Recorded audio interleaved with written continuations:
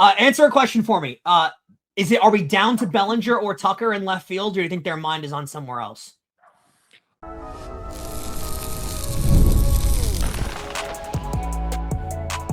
You are Locked On Yankees, your daily New York Yankees podcast. Part of the Locked On Podcast Network, your team every day. Welcome to Locked On Yankees, which is part of the Locked On Podcast Network, now the #1 sports podcast network in the country. I'm Stacey Gotsulias. He's Brian McKeon. We're both lifelong Yankee fans who host the show, and we'd like to thank you for making Locked On Yankees your first listen every day. Today's episode is brought to you by FanDuel. If you want to be right in the middle of the action this season, visit FanDuel.com and place your NFL live bets all season long. Brian, why don't you tell everyone who we have on the show today? Yeah, we're having on Emmanuel Berbari, a returning guest from Locked On Yankees. He obviously hosts Yankees pre and post on the radio on WFAN, along with hosting there too.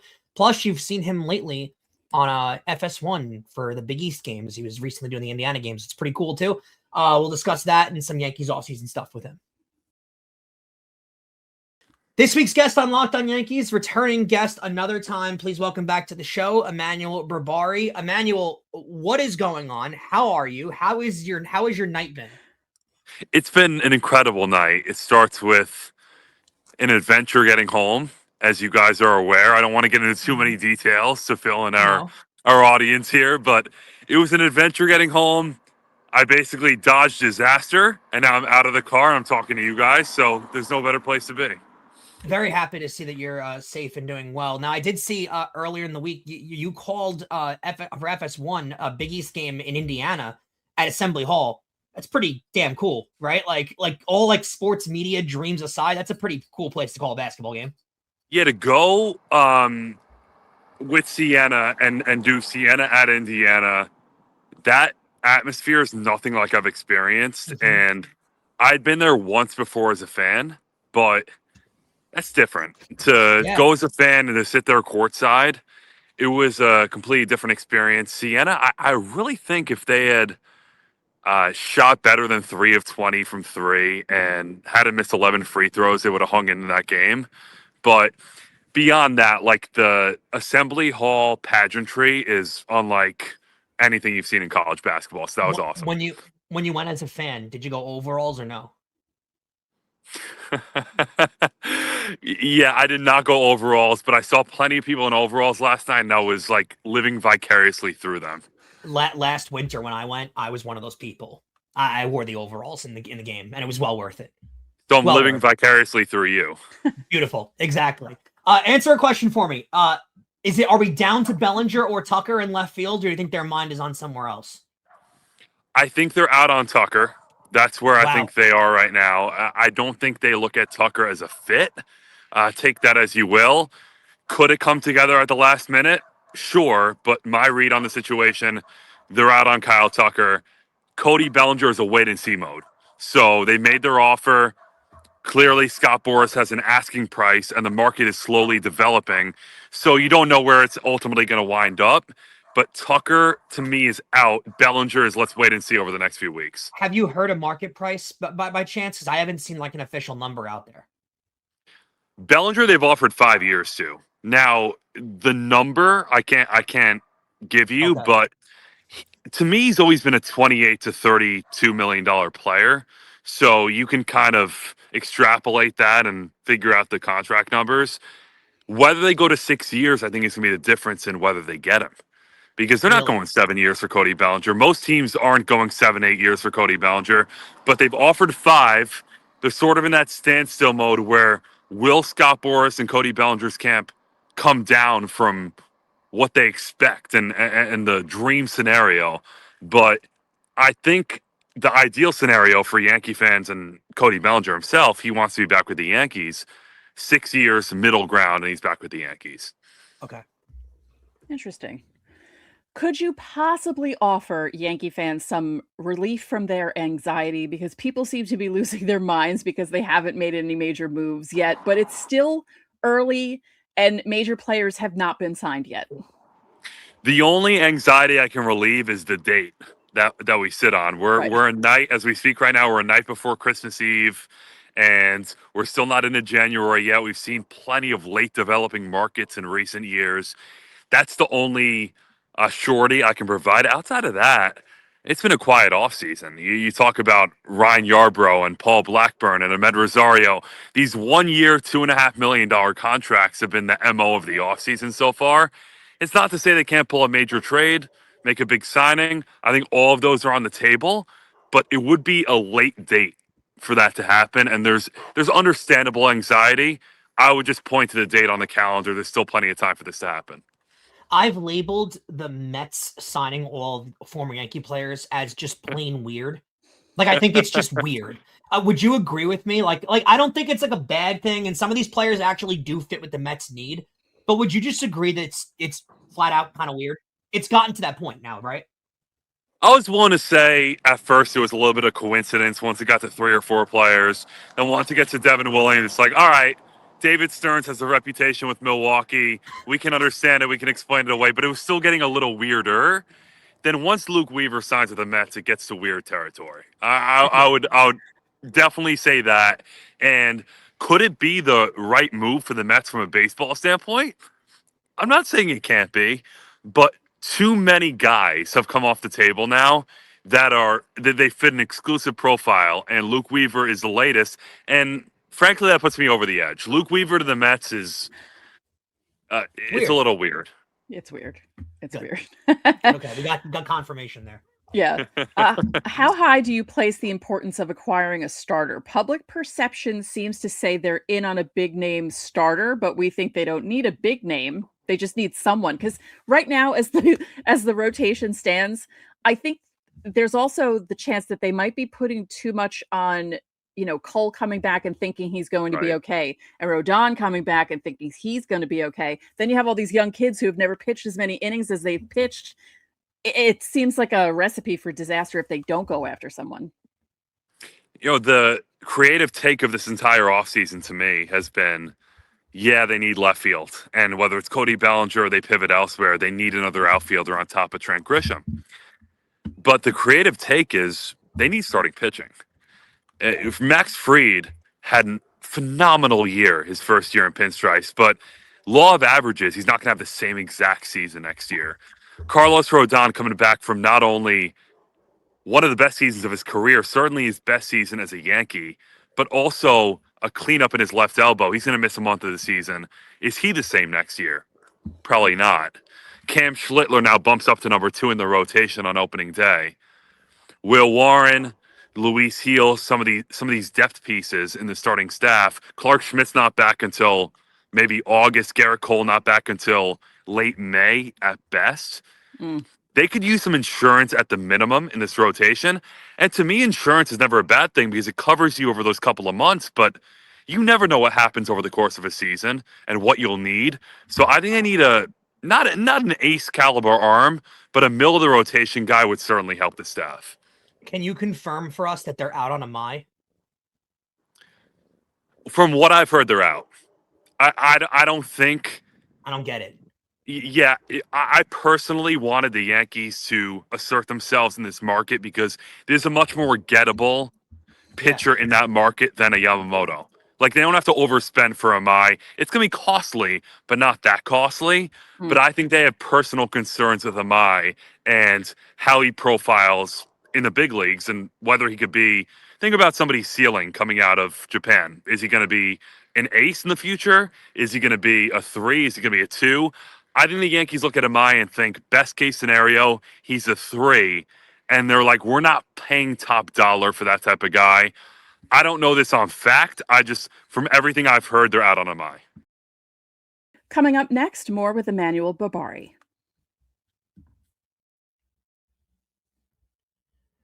NFL Sundays move fast. One big play, and suddenly everything can feel different. That's what makes live betting on FanDuel so exciting. You're not just watching one game, you're reacting to it in real time. Now with FanDuel, you can place live bets as the action unfolds. Every drive, every momentum swing, every highlight reel moment happening at your fingertips. Live betting is also best when the game starts to shift. A receiver gets hot, defenses tighten up, or the momentum flips after a turnover. FanDuel lets you jump in on the moment. You've got live spreads and money lines that they adjust instantly as the game goes on. Plus, you can bet next touchdown scores, drive results, totals, and more. Keeps you locked into every snap, every drive, every possibility. So if you want to be right in the middle of the action this season, visit FanDuel.com to place your live NFL bets all season long. FanDuel, the game moves fast, and so can you. We want to thank you guys for making Locked On Yankees your first listen of the day, and thank you for making Locked On's the #1 sports podcast network nationally. Now, you already live your team every day. Now, take it up a level and go ad-free. Join the Everydayer Club today and get Locked On Yankees with no interruptions, members-only Discord access, and more, all for just the low cost of $5 a month or $50 for the year. Go to lockedonyankees.supercast.com or check the link in the show notes to learn more. Plus, you can get that QR code in the top right-hand corner of your screen. Pull out the camera on your phone, scan that code. It'll take you directly to the website. Now, I know we are very close to the holidays, and if you haven't done your holiday shopping yet, it's getting late early. That's why Locked On Yankees Everydayer Club access could be the perfect stocking stuffer if you're a late Christmas gift shopper. All right, back here with Emmanuel. We just get a couple questions to close it out here. So, Emmanuel, I want to know where's your lockout radar right now? I think, to me, it feels like they're 100% heading towards one in 2027. Are you the same way, or do you think it's a little bit of a lower percentage? I 100% think there's going to be a lockout in 2027, but I can't bog myself down in that level of negativity. So I'm thinking, all right, like let's pull it down from 80 games to 30 games and make myself just feel a little bit better hitting the pillow at night. That's where I am. They're going to miss a certain amount of games in 2027. I'm trying for my own sanity to think, all right, cooler heads will prevail. It'll be 30 games. It'll be May 15th and not July 30th. But they will miss a certain amount of time in 2027. For his sanity and paycheck, I'm assuming he's saying that answer. Yeah, a little bit more than that. Speaking on which, I know you're a big coffee nut. This time of year, are you still hitting the iced coffee, or are you going over to hot now? I still am, to my left hand's detriment. And right now I'm standing out in the cold talking to you guys, so it looks red. But that's how it looks after I grab a venti cold brew from Starbucks. Like I'm torturing my hand, but I can't resist. I can't go hot coffee just for the sake of being socially acceptable. I have to go venti cold brew for the sake of me and what I want.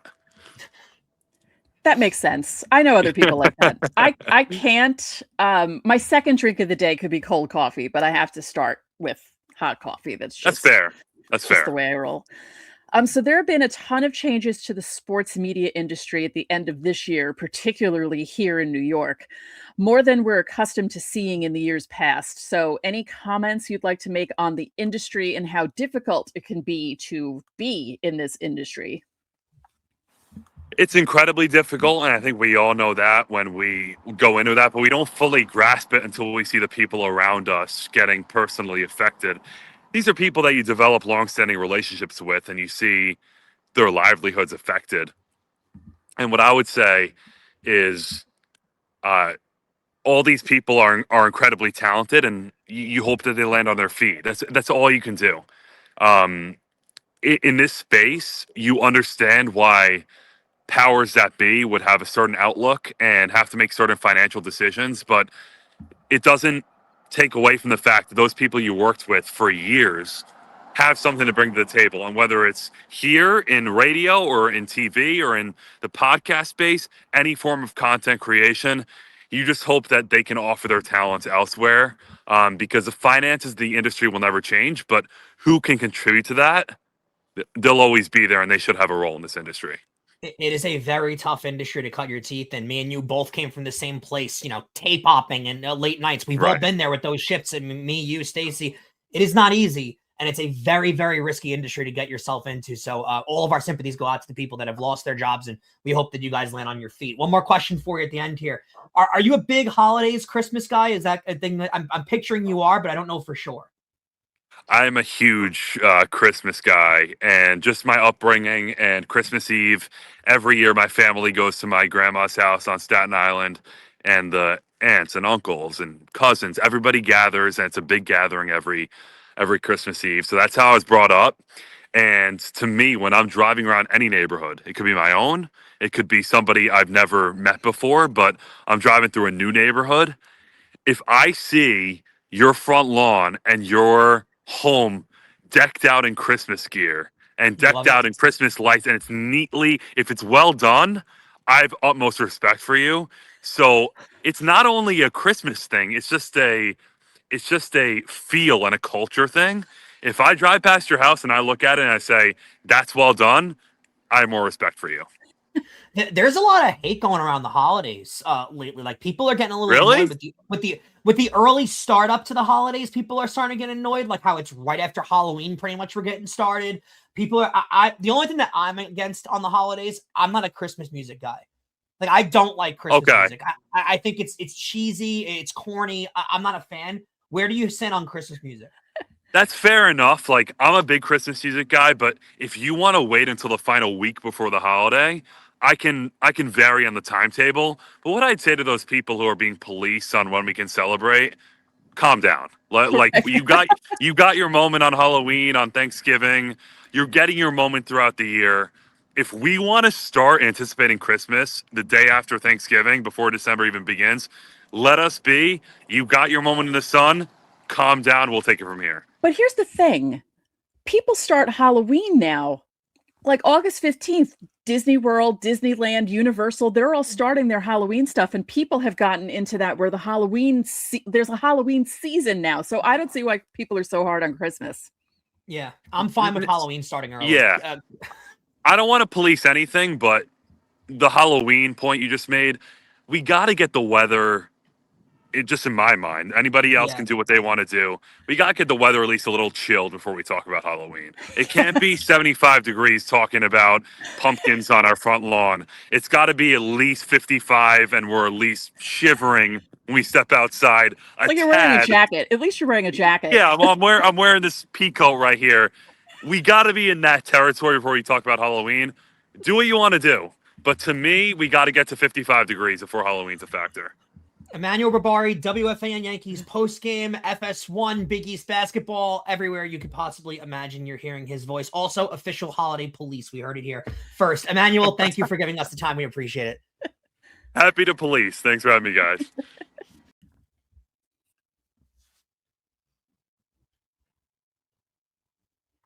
So that was a lot of fun with Emmanuel, don't you say? Yeah, great stuff out of Emmanuel. I do want to mention really quickly, with everything going on in the sports media industry. Now, me and Stacey are obviously people that come from the industry. Emmanuel, too. You heard what he had to say about it. It is an impossibly tough industry, and we do feel horrible for every single person that has lost their job. It does feel like, Stacey, this end of year has been the worst end of year in sports media in a long, long, long time. So many people lose their jobs, and the behind the scenes people, that's how I started my career, guys, working overnights and tape opping and all that kind of stuff to try and get to the point where I'm at. All those people lose their jobs. Hosts lose their jobs. Behind the scenes people trying to make it lose their jobs. And this industry is so damn tough just to make it, but to make it and hold yourself with a job and then for the companies to just go away. Again, it's happened in so many places. So we really do feel for all the people that have lost their jobs out there in the sports media industry. It is a tough business, and it's a cutthroat business. So we really just want to send our thoughts out to all those people. Grateful for our jobs, grateful for our listeners and everything. Really want to send our thoughts out to all the people that have lost, their jobs this year, this end of year, which has seemingly maybe more brutal than any other end of year in the sports media industry for a while. Yeah, I know what it's like to get laid off right before the holidays. NBC did it to me in 2008. So not easy. It's just the time of year that's just when it happens. So yeah, and there's no right way for these companies to do it, but they've got to make their budget moves too, and shows have to perform, and it is a tough industry, and it's hard to survive, and it's hard to have a whole career in this industry. So just be aware of that when you see all the news going on. They also warn us when we go into this as our majors in college that it's going to be rough to try and make a living. Yeah. It's the truth. And we've gotten questions on Fan Mail Friday before about advice getting into the industry. I never want to discourage someone from getting into sports media, but it's very difficult. It's difficult. You're not discouraging them. You're warning them. You're just being realistic about everything. Exactly. And just take that warning with a grain of salt. Not saying don't go after your dreams, but be cautious when going after your dreams because it can be very, very, very tough. Now, some news from around the league that we wanted to get to, Stacey. It was announced on Instagram earlier that Bryce Harper is committing to Team USA for baseball for the World Baseball Classic. Dear God, is this lineup loaded? That team is, I mean, even with the pitching too, that team is loaded. If they don't make it to the finals, that's embarrassing. Yeah, they have to make it to the finals. I almost think it's embarrassing if they don't beat Japan. Like, if you look at these rosters, like Japan has plenty of major league players, but Team USA is so much better than them. Now, Japan's got some sick pitching. I'll admit that, like Ohtani and Yamamoto going back and forth. It's weird how those guys are also both from the Dodgers. That's kind of annoying. But, it is, this team is ridiculous. This USA team, like Bryce Harper could very well be batting like 5th or 6th. Yeah. It's crazy how good this team is. Where's your excitement level for the World Baseball Classic? I mean, I'm not one of those people who can't wait for it, but if it's anything like the last one was, and if it ends anyway like the last one did, that's going to be pretty exciting because that was really cool. Do you think you're going to get a lot more into it as it gets closer and closer? I think so, because I'll be itching for baseball, and then international baseball is always fun to watch. And I think like competitive baseball too. Because you get excited when spring training starts, but then after like a week or two, it kind of gets on your nerves a little bit. Well, yeah, because it's like 3 innings of the starters, and then, like guys we tell you about on Minors Monday might show up in a game, but other than that. Exactly. Now, a team that's usually quiet that I think is getting their fan base kind of juiced up, the Pittsburgh Pirates. It has been known for years they kind of refuse to do anything and don't make moves and stuff. They're having a heck of an offseason so far, right? Yeah. They brought in Brandon Lau, that trade last week that we all heard about. Thought that was a pretty solid move. Then it comes out earlier today that they signed Ryan O'Hearn earlier yesterday. Ryan O'Hearn to a 2-year, $29 million contract, getting him out of San Diego. I like that. Now they've got a very talented pitching department of their farm system. Obviously, put together with Paul Skeens as the ace at the top of that staff. You match that with Brandon Lau and Ryan O'Hearn added to that offense. Not too terrible, right? Like they've had a decent offseason so far. Yeah, they're actually one of the more surprising teams this offseason, because if you told me that the Pirates would be making more moves than the Yankees so far, I would have said, what do you mean? Yeah, the two teams that have made more moves than the Yankees so far are the Pirates and the White Sox. Yeah. Wild. They've both spent more money than the Yankees so far. Wild stuff to even think about. I like this signing, and I like what the Pirates are doing, and I like the commitment that they're putting forward. Oh, no, we're not counting Trent Grisham's qualifying offer. That doesn't count. No, exactly. Just in case people are saying, well, we're not counting that. That's not. I like what they've done. I like what the Pirates have done. I think they're moving in the right direction of being competitive. They were obviously involved in the Schwarber deal too. This is a good sign for baseball. I like that they're kind of putting their best foot forward and showing signs of trying. Right. There's a pulse in January, December for the Pittsburgh Pirates. That is a theme that has not been able to be said the last couple of years. No. So I think that's a good thing. Another news too, I don't know if you saw this.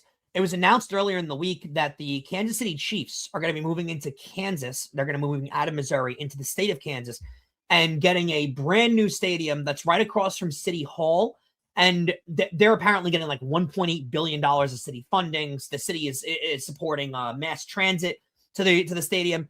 They're playing in a dome, which I think is kind of sad from a football perspective that Kansas City is not going to be playing in cold weather games anymore. But that's hearsay. It has created a problem though, and an issue of what they're going to do with Kauffman Stadium now, because now that the Chiefs moved out of Kansas City and they got public funding, it's kind of thought of that the Royals are going to be moving out of Kansas City and also getting public funding for their stadium. So be on the lookout. The Royals did announce that they are now beginning to explore plans for leaving Kauffman Stadium after the Chiefs announced that they're leaving the complex. If you guys are from the area, you know how MetLife Stadium, when it was Giant Stadium, used to have the Izod Center, Continental Airlines Arena, Brendan Byrne Arena. Those were all there in that one little complex thing. If you've been to Philly, they've got that one complex. It's just like that in Kansas City. There is Arrowhead Stadium, which is right next to Kauffman Stadium. They're both looking to leave right now, and we kind of have exited the era, Stacey, of these multi-use arenas, complexes in the cities. That has kind of gone the wayside. It was a big thing in the 60s and 70s where they would build them off of highways. That's kind of gone now. Now we're putting stadiums back in cities because I think we like traffic for some reason. whatever that's all about. It's all about public transit. They need excuses to have public transit. So if you build stadiums, there's a reason for you to put public transit in. I guess so, right? So it is. We have gone away from the era of these sports complexes that are right off a highway. Now we're going back into the cities. So we'll see what winds up happening here with the Royals, but it looks like Kauffman Stadium is going to be no longer within the next decade, probably. That's sad because I know a lot of people who've been there who love that stadium. And they just did a renovation to it too. But it's one of those things where if a local city is going to give you, a ton of money to build a new park, why would you not do it? Right. So we are entering an era where the older stadiums in baseball are going by the wayside. Now I know you still have Fenway and Wrigley, but Wrigley's renovation that they've gone under in the last 2 years, it basically has made Wrigley a brand new stadium. So that is basically a brand new stadium. The Dodgers, their renovation they've done on Dodger Stadium is incredible. So theirs is brand new too. The oldest stadiums that we have left are Angel Stadium, or in Anaheim. That one's one of the oldest ones. And that was renovated too. Yeah, it is really crazy how these stadiums, the older kind of cathedrals, are pretty much gone at this point. Yeah, wild. Happens. Yeah, life. Things change. It's just what I want to get away from. Are stadiums that are only open for 15, 20 years before, or 20, 25 years before they move to new ones, Texas, Atlanta. The funny thing is I like that old Texas stadium. Yeah. I actually liked it where the Rangers played. I went there when I was in the All-Star game 2 years ago. They had a baseball village going on in that stadium, and I loved it. I thought it was really cool. So I hate that stadium's closed. But I just thought it was funny because they were like, oh, well, with the weather. I said, well, there was hot weather in the 90s when you built that stadium. So I don't want to hear that excuse where the bright idea of putting a roof on it back then wasn't there. You could have done that back then. I will say the new Rangers Stadium is beautiful, though. Yeah. It is gorgeous. I've heard. I've never been, but you've been. My brother's been. Yeah, it is remarkable. They did a tremendous job with that stadium. And honestly, too, the stadium, the construction they do on these stadiums now is so insane that it makes sense why they want to build new ones. It just kind of is upsetting that the old school stadium is gone. Right. That whole thing is gone. All right. Well, thank you for tuning in to Locked On Yankees today. Our next episode is Fan Mail Friday. Get those questions in. Insiders, I gave you your deadline. YouTube viewers, I gave you your deadline as well. So you all know Friday, Christmas Day. Friday, 5 p.m. Christmas Day is the deadline. Friday, we'll be doing the show. We're doing a live stream, correct? Correct. At 6:30. 6:30 p.m. So 6:30 p.m. Friday night, get your drinks, get your snacks, or your dinner if it's dinner time for you and you're on the East Coast. And hang out with us for Fan Mail Friday. And social media links. All right. Locked On Yankees, all one word, on Instagram, LockedOn_Yankees, on TikTok. Follow us at both places. And you can find Locked On Yankees on every podcasting platform available. And if you need a last-minute holiday gift, why not do the Everydayer Club? Ad-free episodes of the show, exclusive Discord server access, and more. Subscriptions can be gifted through this link. LockedOnYankees.supercast.com. Again, LockedOnYankees.supercast.com. It's a perfect gift. And for those of you on video, we're going to send you to the first ever 24/7 National Locked On Podcast Network YouTube channel. On audio, make sure your second listen is Locked On MLB with Sully. So that'll do it for this edition of Locked On Yankees. I'm Stacey Gotsulias. And I'm Brian McKeon. We'll catch you guys for Fan Mail Friday.